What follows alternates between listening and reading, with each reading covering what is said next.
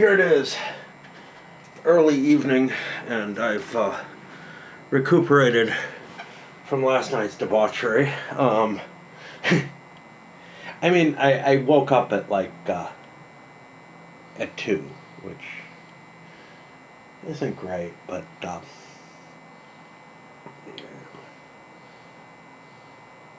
it's not that bad. It's about right.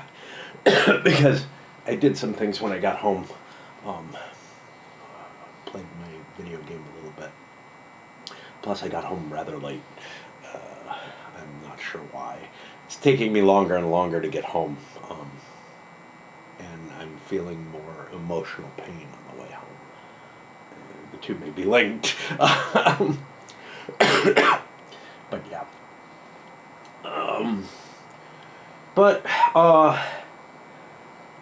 While I was recuperating in the bath, which is kind of the mark of I've become human again, the first thing when I wake up is like, I need water, and then there's, I need food badly, and just because of all the fucking energy I expend. And then there's, sort of this lethargy. Today the lethargy wasn't too bad, and the aches aren't too bad, which makes me wonder how much I exerted myself last night, or whether I just downed lots of beer. I seem to remember people, being impressed, and I know I started out strong, but you never know. I lose track of what's going on. Anyway, while I was in the tub, trying to become human again, something that's been playing on my head came out. I've been reading game magazines. In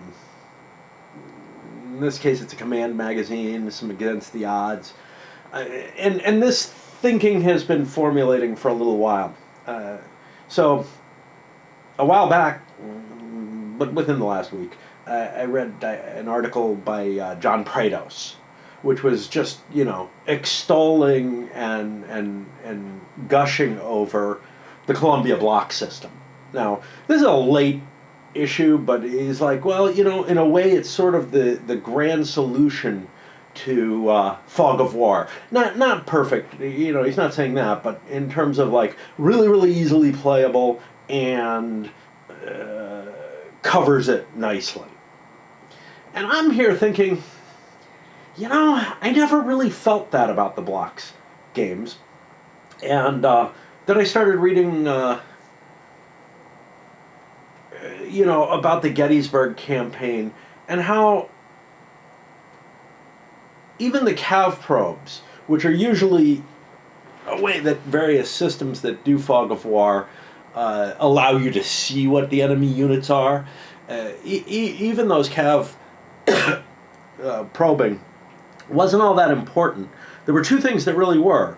One was, and this may be specific to 19th century type stuff, but one was signals units being posted on ridge lines were able to see, we're able to detect enemy movement at various places. And another was spies. Now, most games that have Fog of War don't deal with spies specifically. And very few of them deal with terrain. I can't think of one that does, actually. Where it's like, you get some kind of advantage by just being, on a visible position. Now, to be fair, again, that the idea of signals units and doing that kind of scouting, I haven't heard of that in earlier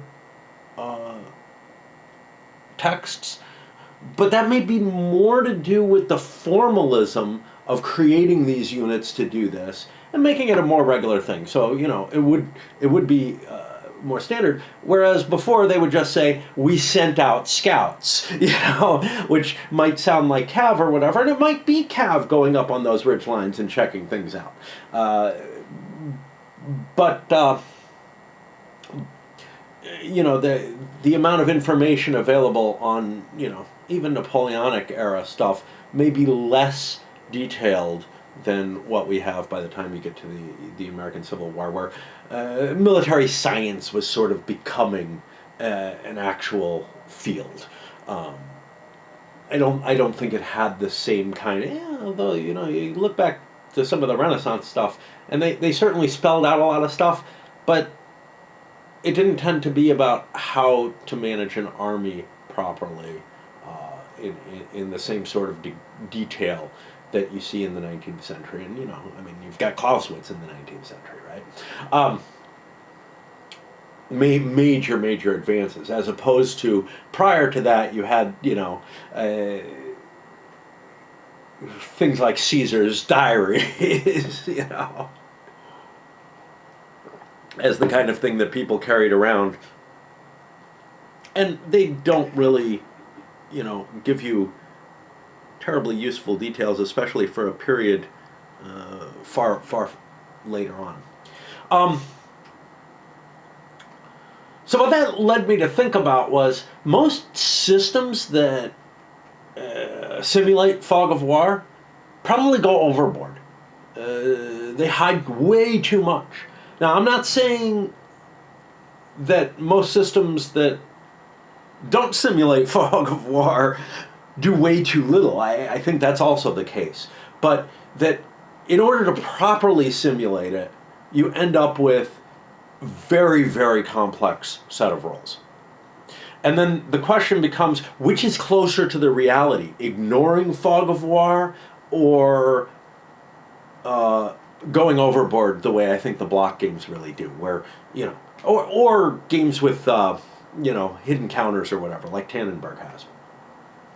And I actually think that, now maybe some of this is my bias as a solo player, but I actually think that going full hog on the fog of war the way that a number of games do is overkill, and overkill to an extent that actually lessens the historical perspective compared to the God's eye view. Now, both I have problems with, but I actually think that, so one of the interesting things is that most of the fog of war that's encompassed in games tends to be at the operational level, or maybe even higher if you start looking at things like Triumph and Tragedy and stuff, which, there I think the fog of war is absolutely silly. That game would be a lot better not as a block game, and I kind of play it not as a block game, because the idea that, you don't know what naval forces have been built and are out there, man, that's just going into the ridiculous level, right? It's the system as a military system gets at least as silly as Axis and Allies does by doing that. However, there are other very interesting things about the system that I'm willing to put up with that kind of goofiness to some extent, at least. I find those blocks. I also find the blocks, the way you rotate them with the strength points, I find that really annoying. Those kind of, the gamers started coming out with counters that you rotate like that. Those kind of gimmicks don't really please me at all. My brain doesn't work well with them. But that's kind of besides the point. We're looking at, they work for some people, so cool, But the actual fog of war aspect at the operational level, I feel, is where fog of war is maybe less important. It's much, much more likely that fairly big concentrations of forces, and that you have, the scale of those games is sometimes like a half day per turn, but quite often it goes out to maybe 2 days per turn. And then, stuff that I kind of call operational, but just because it's not, grand strategic, but really is strategic. I don't know. I see this huge differentiation between your grand strategic games where you control, the economy, and you have the whole theater and everything, and those which really are strategic level games in the sense that they're covering, a large part of the war at a fairly high level of abstraction.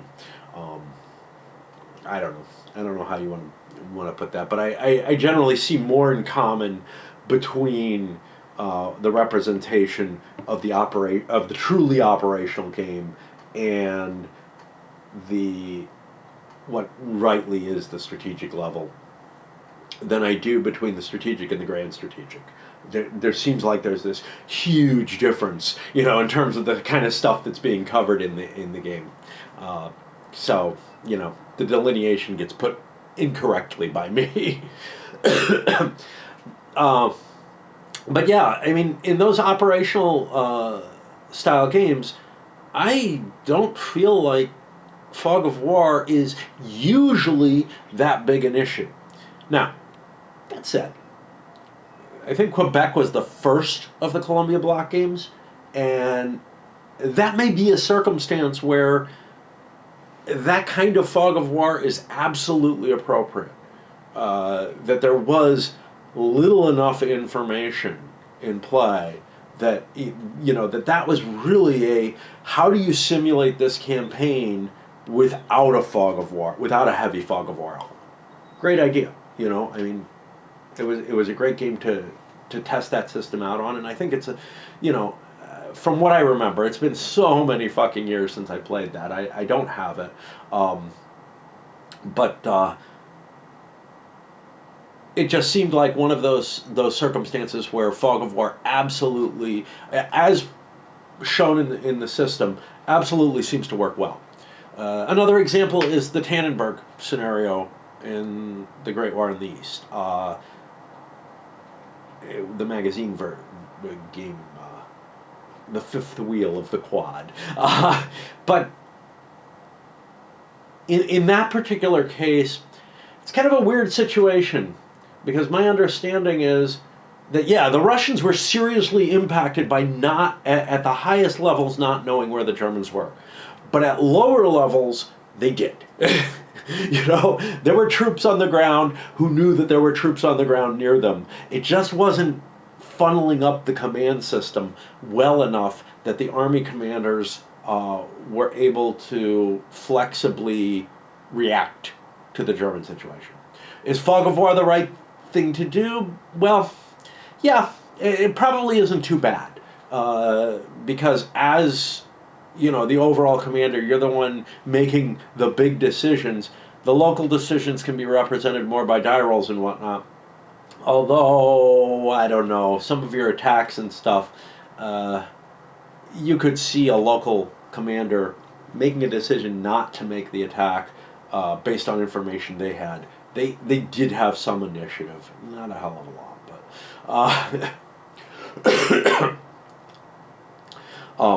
but yeah, their communication was really the bigger factor, rather than an actual not knowing what was present, and also the opposite, which was that the Germans had full intercept capabilities of all the Russian communications because it was being done, over over unencrypted and completely unprotected lines, radio, I think. Does that make sense? No, I don't know. But they were completely able to, understand what the Russians were doing, and were able to manipulate their own forces in ways that responded to that. Now, one of the things you can say is, well, that means none of the Russians are hidden. That's true. But it goes further. I think it actually helps hide the German units. It helps create an instance of surprise where reactive capabilities make it so that the Russians would run into stuff that they weren't expecting at times. Um, on the other hand, at the tactical level, and this is the weird thing, like very, very few games handle tactical fog of war. Ambush does. But yeah, I'm just thinking you have in Squad Leader, you have some like, capability to hide units and stuff like that. But for the most part, most tactical games I've dealt with do not cope with fog of war at all. Or maybe they do it as an option. So, like the Gamers Brigade series is type stuff, all its dependencies definitely have a hidden element as an optional role.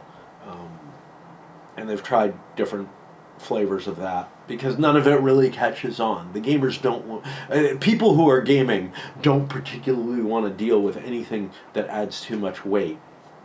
So I'm kind of curious why the block games haven't tried devolving more into that, or why you don't see more dummy units being represented in tactical situations where I actually really think that it crops up more often. But I guess the big thing that I'm looking at is, there are certain specific situations at the operational level, which is where most of the fog of war games tend to lie, that absolutely deserve to be given that kind of additional treatment. What doesn't make as much sense to me is the across the board, and this is sort of, the earliest Columbia games I think tried to pick on conflicts and situations where fog of war was important. Although, I gotta question how much Panzer Army Africa. Is that what it is? I don't remember. Yeah, I don't have it down here. Whatever their North Africa one, that was a really early one, and I kind of question how much fog of war applied there. So Quebec definitely applied, but I'm not sure how much it does in many other situations. And there's been sort of this tide of acceptance of the block games as, not just this little quirky offshoot that Columbia was making, but more and more games are operating under this kind of assumption. And I really think that it's not just like, it's not a one size fits all, I got a hammer, everything looks like a nail type of thing that should be used.